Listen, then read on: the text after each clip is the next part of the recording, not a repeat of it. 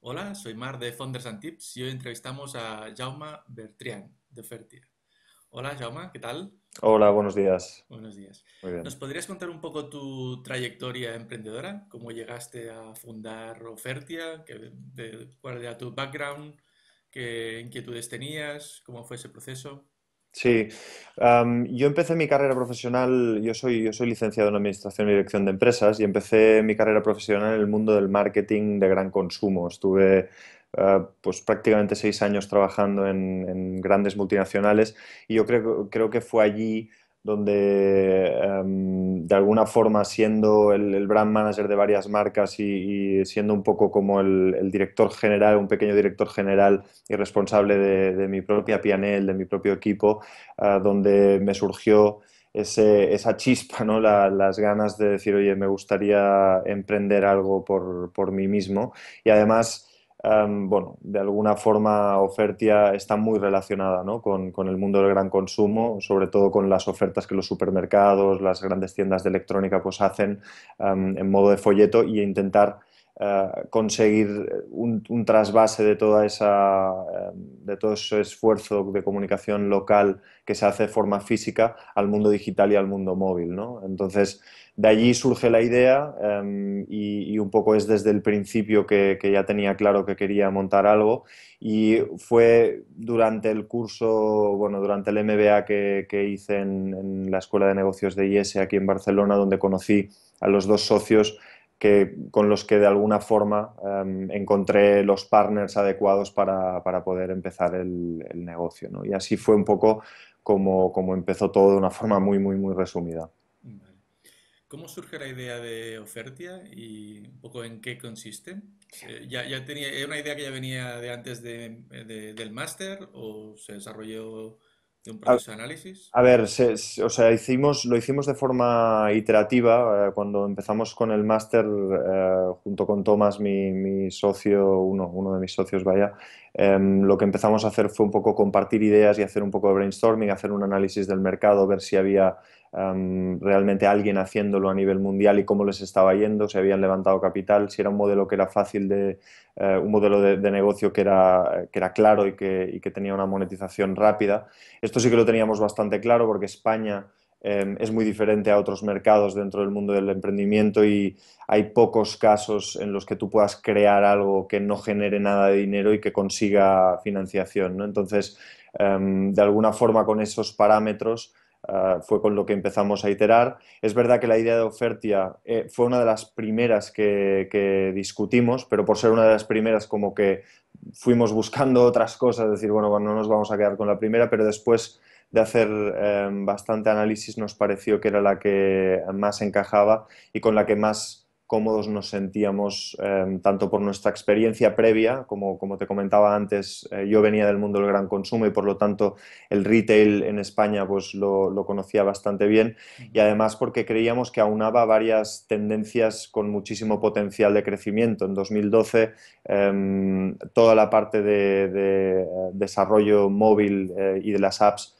era algo que claramente pues iba a desarrollarse como lo ha hecho de forma exponencial y además el mundo del retail tradicional pues estaba bueno, en plena ebullición y proceso de cambio, ¿no? Entonces, intentar hacer un poco de disrupción en la forma en la que los distribuidores comunicaban las ofertas locales, pues era una oportunidad porque había ya una inversión muy grande.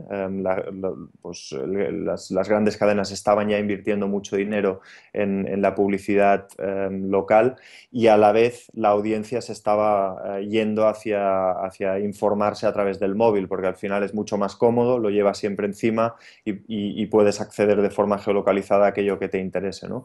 Y al final lo que se llama ahora el social local mobile, que es la gran tendencia, pues de alguna forma encajaba perfectamente en el modelo de Ofertia, que se trata básicamente de eso, ¿no? Que los consumidores sean los que puedan acceder a una app, que es la app de Ofertia, y allí de forma geolocalizada encuentren pues, los productos o las ofertas de las tiendas locales que tienen más cercanas y que tienen en ese momento disponible pues, el producto que ellos busquen. Y por otro lado, gracias al canal digital, conseguir que el distribuidor pudiera medir de una forma como mucho más directa el funcionamiento de cada una de estas ofertas, cuáles eran los productos que interesaban más a los usuarios y cómo esto evolucionaba a lo largo del tiempo, porque la estacionalidad cambia, pero también a nivel regional, porque evidentemente las preferencias y los gustos de la gente del norte de España pues no son exactamente los mismos que los del sur y de alguna forma con este canal que nosotros hemos creado pues también tienen toda esta parte de medición que en el e-commerce es tan común, pero en el caso del offline no lo era tanto, ¿no? Y ahí es donde estamos, intentando dar el servicio tanto de audiencia, pero también de medición para poder saber exactamente cuál es la influencia del digital también en las tiendas físicas. A nivel de evolución y de números, ¿algún dato que puedas compartir de en qué momento estáis, de qué volumen estamos hablando? Sí, para España la verdad es que el crecimiento empezamos en abril de 2012, ahora en abril cumplimos los 4 años y después de 4 años pues el equipo ha pasado de ser los tres fundadores, ahora somos aquí en la oficina de Barcelona pues más de 60 personas, con lo cual a nivel de equipo el crecimiento ha sido bestial. Ya no estamos solamente en España, estamos también en México, en Colombia y en Chile, en la parte de Latinoamérica, y en septiembre abrimos Suecia, Noruega y Dinamarca, con lo cual hemos pasado de un país a 7 países. El caso de España a nivel de audiencia, en la parte web hemos superado los 2 millones de usuarios mensuales, con lo cual realmente también ha habido un crecimiento muy, muy importante. Y en la parte de la aplicación móvil, que para nosotros pues, es el activo más importante, solo en España estamos viendo más de 2,5 millones de sesiones cada mes, es decir, usuarios que acceden y hacen consultas, preparan la compra, tienen sus listas, se ponen sus favoritos, con lo cual vemos un nivel de interacción, un nivel de engagement por parte del usuario con nuestra app altísimo, ¿no? Ujú. También es verdad que el crecimiento que estamos viendo en otros países como México, por ejemplo, o como Chile o Colombia, que son países que por su tamaño y momento de desarrollo están como, son una gran oportunidad, pero ya son prácticamente del mismo tamaño en el caso de México que lo que es España después de 4 años, ¿no? Y allí solo llevamos un año. O sea que, bueno, realmente estamos enfocados evidentemente a seguir creciendo en España, pero también tenemos muchísimo interés en hacer crecer la parte internacional y ahora mismo, si hablamos de la etapa, ¿no?, en la que nos encontramos, o al menos en la que yo estoy personalmente, pues creo que es justamente eso, ¿no? El intentar hacer que el modelo escale y que el éxito que hasta ahora hemos tenido en España pues se replique en muchos más países. Vale. A nivel de modelo de negocio, ¿cómo es el modelo de negocio y cómo ha sido su desarrollo puesto en marcha? A nivel de evolución, ¿qué retoques habéis tenido que ir haciendo en el modelo de negocio? A ver, el modelo de negocio es muy sencillo. Al final, el distribuidor actualmente paga, en el caso del papel, en el caso de los catálogos físicos, paga por una impresión, por una distribución y no sabe muy bien qué porcentaje está leyendo ese catálogo y qué porcentaje pues se está perdiendo, ¿no? En el caso digital, invertimos el modelo y decimos, oye, publicar en Ofertia no tiene un coste per se, somos un poco como Google en ese sentido, indexar o estar presente en Ofertia no tiene un coste, pero si tú lo que quieres es tener más visibilidad, tener la parte de analíticas, que nosotros midamos cuánta gente está yendo a tu tienda, tú pagas un coste por lectura, es decir, por éxito. Si tú publicas y tus ofertas nadie no las lee, nadie no las clica y hace una navegación dentro del catálogo, no hay coste. Por lo tanto, el modelo al final es un coste por view o un coste por visionado de catálogo. Nosotros le llamamos coste por lectura aquí en España, pero a nivel internacional pues es un coste por view o un coste por engagement, que es variable en función de la audiencia que tú tienes, ¿no? Ujú. De alguna forma es basado en éxito. ¿Cómo ha evolucionado? Bueno, la verdad es que Bueno, para sí ha empezar, evolucionado, ¿eh? sí, para empezar es siempre complicado la parte de evangelización de un mercado que está acostumbrado a hacer las cosas de una cierta forma y que les tienes que plantear un modelo que es distinto, ¿no? Al final hay modelos que son muy obvios, modelos de visibilidad con banners, modelos de adquisición pues, con costes por leads, con CPAs. Este modelo era un modelo totalmente nuevo, aunque pues tenía sus símiles pues, en un coste por view de YouTube, por ejemplo, y en este tipo de cosas que ahora se están cada vez desarrollando más. Nosotros empezamos con una idea muy clara de que queríamos que el cliente solo pagara por un engagement real y medible, porque el valor de un impacto de un banner creemos que está perdiendo cada vez más efectividad y perdiendo cada vez más relevancia y que por lo tanto solo por un engagement auténtico pues el cliente al final debe y querrá pagar en un futuro, pero evidentemente nos ha costado porque al principio nos decían, oye, pues busquemos modelos más similares al display, busquemos modelos de adquisición con coste por lead a la web y al final, cuando tú tienes una base de usuarios tan móvil y que está consultando pues cuando está preparando la compra en la visita a la tienda física, lo que teníamos que demostrar es que el impacto lo estábamos teniendo en la generación de tráfico a la tienda física, ¿no? Y que por lo tanto ese engagement, esa relación o esa consulta que hacía el usuario tenía un impacto importante en el proceso de compra para convertir a una visita a la tienda física. Y allí es donde de alguna forma hemos tenido que estar pues demostrando, y yo creo que con datos pues lo podemos hacer, que realmente el modelo de esta forma funciona y puede dar un retorno en la inversión y un ROAS, que es algo que ahora todo el mundo dice positivo, ¿no? Y de alguna forma este es el modelo y ha sido lo que con lo que hemos conseguido realmente convencer a todos los clientes que tenemos en España. Y a nivel de percepción del cliente, bueno, me pregunto de otra manera.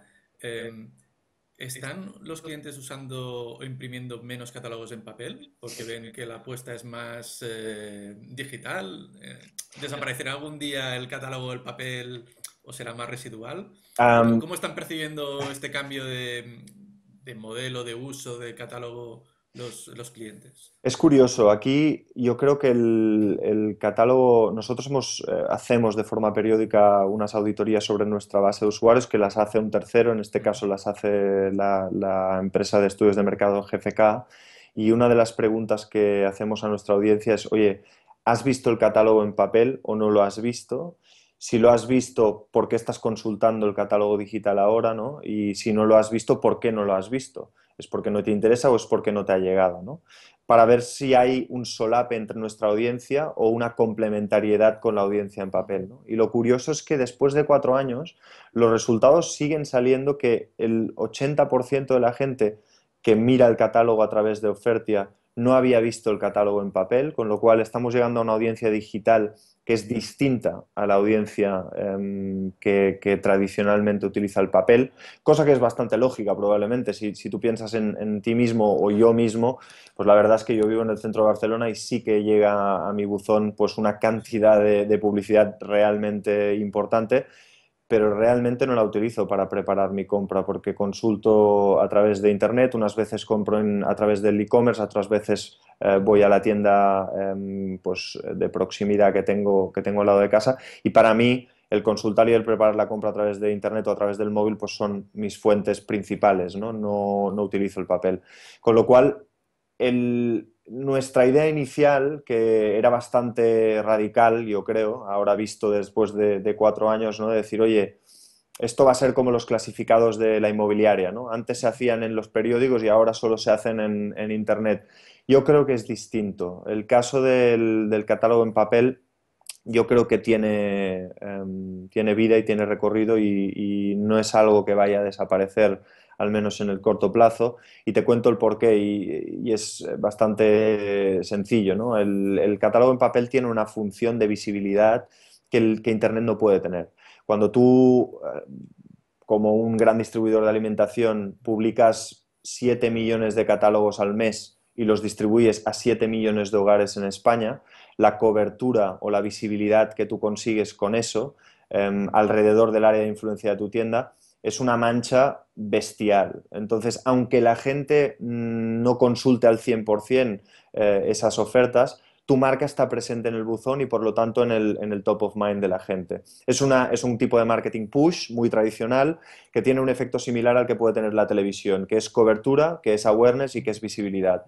Esto con Internet no somos capaces o sea, de conseguirlo porque la fragmentación de la audiencia en Internet es muchísimo mayor que la que hay en un medio como el buzón, porque de buzón hay uno por familia y se acabó, ¿no?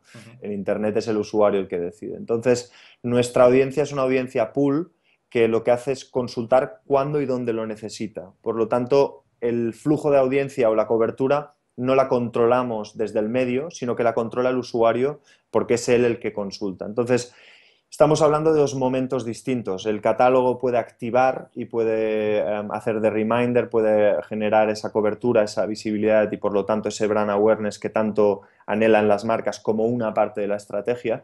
Y nosotros entramos en otra parte de la estrategia que es un poco más avanzados en el proceso de compra cuando el usuario ya por él mismo está haciendo una consulta. Entonces, nosotros siempre decimos que somos un complemento que entra dentro de ese marketing mix en un momento más avanzado del proceso de compra y además que está consiguiendo hacer llegar esas ofertas a una audiencia adicional a la que llegan con el papel. Una audiencia más joven, probablemente más urbana, una audiencia o un tipo de consumidor que mira mucho más pues esa preparación de la compra. El smart shopper, que es lo que nosotros de alguna forma denominamos. Entonces, a la pregunta de si vamos a sustituir el catálogo al 100%, seguro que no. Sí que es verdad que a medida que las generaciones pues, vayan evolucionando, es probable que cada vez más el peso que tenga el catálogo digital sea mayor, pero es algo que va a seguir conviviendo como parte de esta estrategia del marketing mix, ¿no? En diferentes momentos. A nivel de internalización, habéis empezado por Latinoamérica, después ahora estáis empezando, lanzando en países nórdicos. ¿Cuál ha sido la estrategia de internacionalización y bueno, cómo os ha ido en estos años? La verdad es que el salto a Latinoamérica era como muy evidente por un tema de proximidad idiomática, cultural, y porque al final la estructura del retail es relativamente parecida, y la forma de comprar que tienen los usuarios es relativamente parecida a la española. Entonces eso fue como muy sencillo, bueno, de alguna forma de desarrollar hacia ese lado, ¿no? Es verdad que también hay un factor y es el tamaño de estos países. Estamos hablando de México, que es nuestro principal país a nivel de Latinoamérica, de prácticamente pues, entre 120 y 130 millones de personas, con una penetración de Internet y de smartphones cercana al 50%, pero ya solo con eso estamos hablando de una base de 60-70 millones de usuarios, con lo cual ya pues prácticamente un 30% más de lo que tenemos en España y por lo tanto con un potencial de crecimiento enorme, pero además con una estructura de desarrollo del e-commerce y del digital muy diferente. O sea, allí la confianza online aún no es tan alta, la bancarización y por lo tanto el pago mediante tarjetas de crédito es muy pequeño, entonces el e-commerce aún tiene ciertas barreras que hace que un modelo de digital to store, to physical store, tenga aún más sentido, ¿no? Entonces, estos factores fueron claves para nosotros para decidir lanzarnos hacia esa aventura y la verdad es que la experiencia está siendo muy positiva, tanto en respuesta a nivel de usuarios, que como te comentaba, ha sido espectacular, muy superior a la que nos esperábamos, pero también a nivel de clientes. También hay otro factor que hace que nos hayamos decidido por esos países y es que en un momento determinado de nuestro desarrollo nosotros recibimos la inversión de un grupo alemán que forma parte de la editorial Axel Springer, que es el grupo Bonial. Ellos tienen un activo en otros países que hace exactamente lo mismo que nosotros, con lo cual de alguna forma en un principio eran el principal competidor que teníamos y de alguna forma lo que ellos vieron en nosotros fue la tecnología, la escalabilidad y sobre todo la ejecución que habíamos tenido en España y ahora mismo, en abril de este año 2000, de este año pasado, el 2015, ellos adquirieron una parte mayoritaria de nuestra compañía. Entonces, ellos están presentes en Alemania, en Francia, en Estados Unidos y en Brasil. hablo de ellos y ahora tendría que hablar de que ahora nosotros también estamos allí, ¿no? Porque al final, evidentemente, hay dentro del grupo un non-compete porque no tendría ningún sentido que estuviéramos invirtiendo y desarrollando negocios a la vez en los mismos países y por lo tanto la parte de Latinoamérica ha sido la que desde Offertia ha sido la que nosotros nos hemos de alguna forma bueno, la que tenemos y la que controlamos desde aquí. Es una relación curiosa porque hay muchas sinergias internas, pero a la vez hay una diferenciación de producto clarísima. Nosotros tenemos nuestra propia plataforma, desarrollamos nuestro propio producto y gestionamos los países exclusivamente desde aquí, desde Barcelona y después en las oficinas que tenemos en cada país. Pero evidentemente el hecho de tener una plataforma como la que tenemos en Estados Unidos, para México, por ejemplo, pues es una gran ventaja porque clientes como Walmart que están trabajando con nosotros en Estados Unidos también están presentes en México y por lo tanto existe una sinergia y un success case que podemos traer pues, al mercado mexicano, ¿no? Y en el caso de los países nórdicos, pues es exactamente lo mismo. Alemania es probablemente el país más importante en cuanto a facturación y en cuanto a tráfico que tenemos actualmente. Ellos empezaron con este modelo en 2008, con lo cual 4 años antes de lo que nosotros empezamos en España, y allí las cosas ya están mucho más consolidadas. Allí vemos lo que creemos será España pues dentro de un par de años. Y muchos de los distribuidores alemanes también están presentes en los países nórdicos y por lo tanto pues es una oportunidad para nosotros, ¿no? También, y por eso estamos en ese sentido desarrollando estos Dinamarca, Suecia y Noruega, ¿no? Como conjunto de países nórdicos. Ujú. ¿Cómo fue esa primera relación con Grupo Bonial como inversor y socio? En el sentido de que estás dejando entrar como accionista e inversor un posible competidor de futuro, Sí. pero tampoco cuando entraron tampoco aprovechasteis la tecnología. ¿Cómo fue esa reflexión, esa decisión de ver las ventajas y desventajas de tener un socio como Bonial en vuestra Sí, familia? es probablemente una de las decisiones más difíciles que hemos tomado. O sea, en la primera ronda importante que hicimos, ellos se mostraron muy interesados. La casualidad se dio porque uno de los fundadores bueno, de la plataforma en Alemania que se llama Causa, o que ahora es el CEO del grupo Bonial, pues iba o había estudiado en la misma universidad que mi socio Thomas, porque él también es alemán.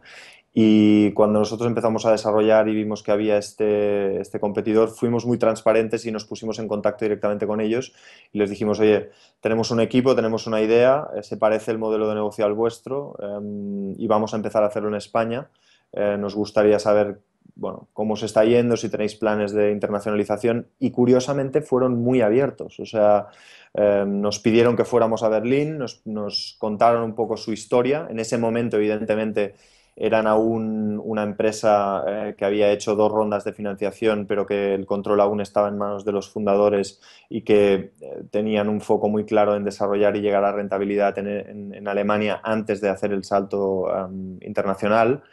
Y hubo una conexión a nivel personal entre los equipos que creo que fue la que nos permitió plantearnos que en ese momento ellos entraran como unos business angels. De hecho, Ujú. querían invertir inicialmente los fundadores personalmente como business angels, aportando capital, evidentemente, pero también aportando pues su know-how y el conocimiento de desarrollo, ¿no? Y hacer un partnership tecnológico y de negocio que fuera beneficioso para ambos. Y nosotros les permitíamos tener un pie en España, que era su primera experiencia internacional, y para ellos era una forma con poco riesgo, porque al final estaban poniendo una cantidad de dinero que no era muy significativa, de desarrollar un negocio sin tener que realmente dedicar recursos a nivel de desarrollo, a nivel comercial, porque al final todo esto lo hacíamos nosotros, ¿no? Ujú. ¿Qué pasó? Que durante este periodo de negociación Axel Springer compró el 74% de esta compañía, inyectó una serie de millones de euros para su crecimiento y allí de alguna forma nosotros pensamos, bueno, igual el escenario ahora va a cambiar porque ellos van a decir, oye, vamos a entrar nosotros con nuestra tecnología. Curiosamente, los fundadores que se habían de alguna forma comprometido con nosotros de que el approach que querían seguir era ese, mantuvieron su palabra y entraron con un porcentaje minoritario y con ahora sí, una inversión en capital mucho mayor. Nosotros levantamos medio millón de euros en la primera ronda, Ujú. cuando inicialmente lo que estábamos barajando eran inversiones entre 50 y 150.000 euros, ¿no? Con lo cual cambió porque entraron más ya como un fondo con una potencia importante de inversión en capital, pero las condiciones fueron prácticamente las mismas, ¿no? O sea, el control de desarrollo tecnológico y de negocio estaba en las manos bueno, en nuestras manos, en las manos del equipo fundador español, y nos dieron muchísima libertad. Es verdad que la única clave que yo creo que nos ha permitido seguir trabajando tan bien como hemos trabajado es la transparencia y la confianza que hemos conseguido construir, y después los resultados. Al final hemos sido muy, muy, muy transparentes en todo lo que hemos sido, tanto en lo positivo como en lo negativo, y esto genera confianza a los inversores. Al final, cuando intentas ocultar cuál es lo que está pasando, qué es el día a día, y después de repente te aparece pues la seta o te explota el marrón en un momento determinado, es cuando generas incertidumbre y es cuando los inversores pues, se ponen más nerviosos. Nosotros hemos tenido siempre una política muy, muy abierta, y tanto para lo bueno como para lo malo intentar compartirlo, porque al final nos hemos dado cuenta que haciéndolo, para las cosas buenas pues todo el mundo está contento y es fácil, pero para las cosas malas normalmente lo que te encuentras es que ellos ya habían pasado por eso antes y de alguna forma te podían ayudar, ¿no? Entonces, esta relación se ha ido construyendo con los años y con los resultados. Esto nos permitió también que en la segunda ronda de inversión, de alguna forma, para equilibrar ese potencial problema que podíamos tener de que ellos eran un inversor industrial con intereses más allá de la inversión financiera, Ujú.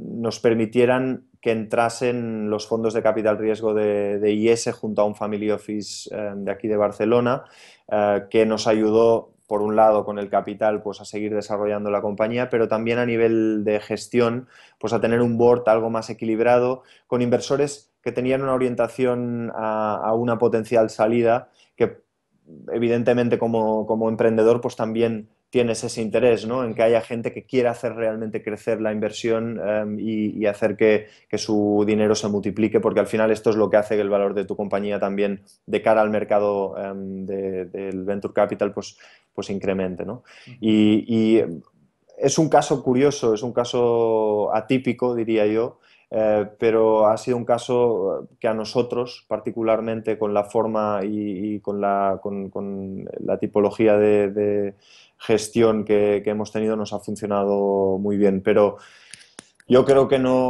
o sea, no se puede generalizar y cada caso pues, es un mundo, ¿no? A nosotros nos ha funcionado muy bien. También conozco casos de gente que ha dejado entrar a un inversor estratégico o industrial muy al principio y que les ha bloqueado todo, que ha sido más complicado, ¿no? Entonces, bueno, Bueno, em, había algún acuerdo, más allá del acuerdo de socios de pacto de socios, también había algún acuerdo comercial de relación entre empresas o sí, a entiendo que ver, todo, había mucha letra pequeña, ¿no? Entiendo. fue un acuerdo muchísimo más complejo del que en una ronda seed te podrías imaginar. Nuestros abogados estaban bastante alucinados porque tanto en la parte de due diligence que ellos hicieron, nosotros teníamos 6 meses de vida. O sea, Ujú. la due diligence que podías hacer, vamos, o sea, teníamos 2 empleados, habíamos puesto nuestro propio dinero, nosotros no teníamos ni tan siquiera sueldo, con lo cual nosotros pensábamos, bueno, esto va a ser algo extraordinariamente sencillo, ¿no? Y la verdad es que se complicó justamente para conseguir que todas las posibles situaciones quedaran cubiertas, y es algo que es un aprendizaje importante. Nosotros al principio nos costaba mucho el imaginarnos invertir tanto dinero en abogados en una fase tan temprana de desarrollo, ¿no? Decíamos, Ujú. ostras, el dinero debería ir al desarrollo del negocio y no a la parte legal, pero honestamente creo que el tener un pacto de socios sólido fue el que nos permitió, por un lado, desarrollar y gestionar el negocio de una forma independiente, sin tener trabas y sin tener vetos que nos coartara la libertad que un emprendedor debe y necesita tener para poder desarrollar el negocio tranquilamente, y a la vez nos permitió poder salir a buscar capital sin que ellos pudieran poner ningún freno y que la relación fuera mucho más clara y mucho más sana, ¿no? Porque desde el principio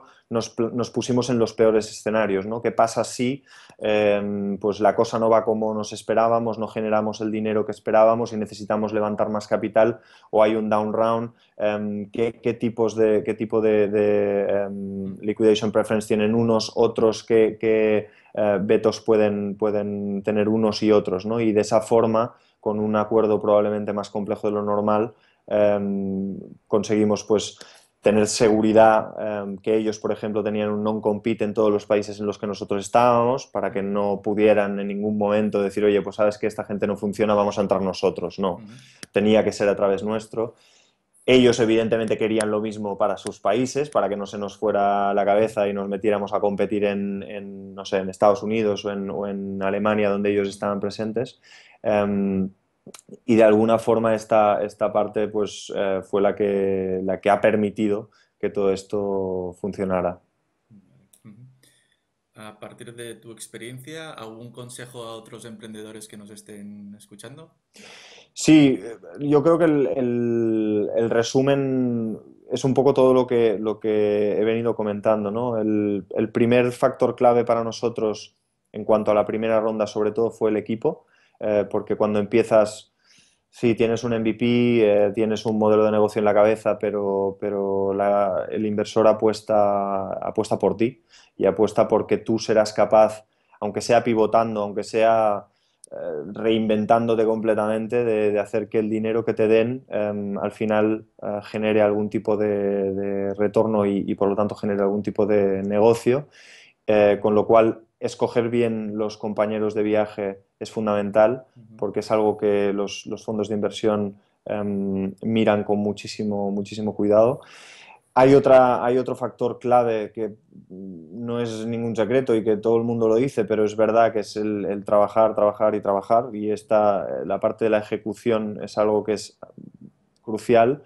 Tienes que estar preparado para trabajar más que nunca, más de lo que nunca te hubieses imaginado, y en cosas que normalmente no tienen nada de glamour. No es, la vida del emprendedor no es todo las rondas de financiación y los cierres de grandes acuerdos, sino que hay también mucha labor de base, de poder construir ya no solamente más allá del equipo fundador, pues un equipo que realmente complemente las carencias que tú como fundador pues tienes en diferentes áreas, y la gestión del personal es algo, y la captación de talento cuando no eres nadie, es algo muy complejo, porque en España, a pesar de que ahora parece que está un poco más de moda, la gente no es consciente aún de lo que significa meterse en una startup. Sí mola mucho estar en una startup, pero las horas que tienes que dedicar y normalmente la retribución a corto plazo que tienes son muchas más horas y mucha menos retribución, con lo cual no es tan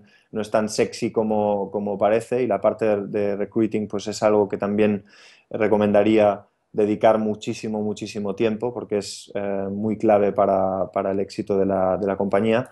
Y después, para aquellos que puedan, porque a veces honestamente no se puede, la selección de los inversores también es algo muy clave para el éxito de la compañía. Nosotros éramos bastante freaks en ese sentido. Yo creo que nos vimos con prácticamente todos los fondos de capital riesgo que hay en España, y también con muchos internacionales en Londres y en Berlín principalmente.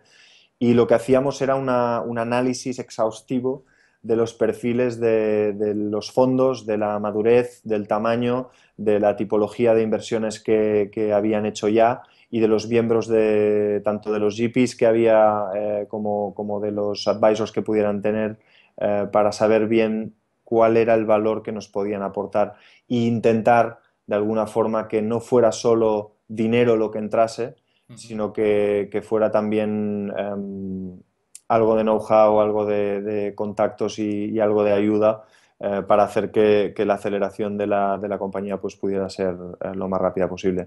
Y yo diría que con esto, y después algo de suerte también, es con lo que se consigue que la compañía pues tire adelante, ¿no? Muy bien. Pues Jaume, muchas gracias por haber compartido con nosotros toda esta experiencia de Ofertia y bueno, mucha suerte en el futuro. Gracias a ti, Marc. Un placer.